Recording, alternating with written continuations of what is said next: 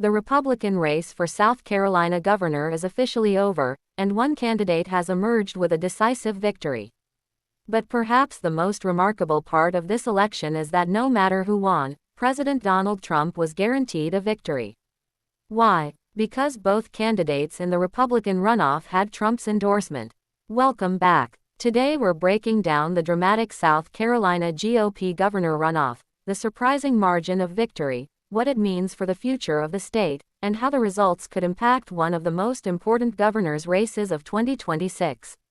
After neither candidate secured more than 50% of the vote in the June primary election, Republican voters returned to the polls for a high-stakes runoff between South Carolina Attorney General Alan Wilson and Lieutenant Governor Pamela Evette.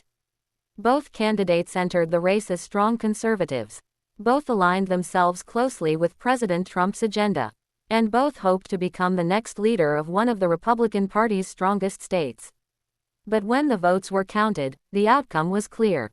Alan Wilson captured nearly 69% of the vote, defeating Pamela Evette by a wide margin and securing the Republican nomination for governor. The victory was more than just a win, it was a statement. Wilson's commanding performance demonstrated strong support across the Republican base and positioned him as one of the party's rising political figures heading into the general election. Speaking to supporters on election night, Wilson promised to focus on affordability, government accountability, infrastructure improvements, and what he called an end to bad corporate deals.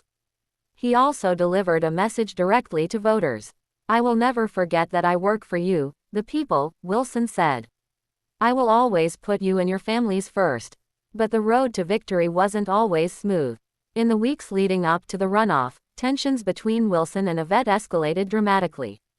Despite sharing many of the same policy positions, including support for stricter abortion laws, stronger border enforcement, infrastructure investment, and backing President Trump's political agenda, the campaign became increasingly competitive and personal.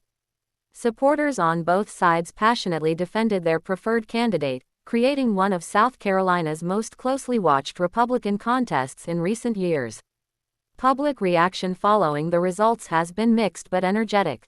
Wilson supporters celebrated what they viewed as a clear mandate for conservative leadership, while Evette backers praised her campaign and expressed disappointment over the outcome. Political analysts say the race highlighted the growing influence of Trump-aligned politics within South Carolina's Republican Party. The fact that both candidates proudly embraced Trump's endorsement demonstrates how powerful the president remains among GOP voters.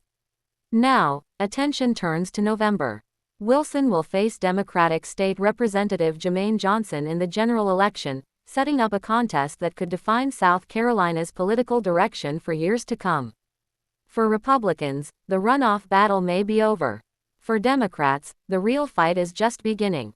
And for voters across South Carolina, the next chapter of this race could be even more important than the first. Stay tuned as the campaign trail heats up and the battle for the governor's mansion enters its next phase. Because in politics, every election tells a story, and this one is far from finished.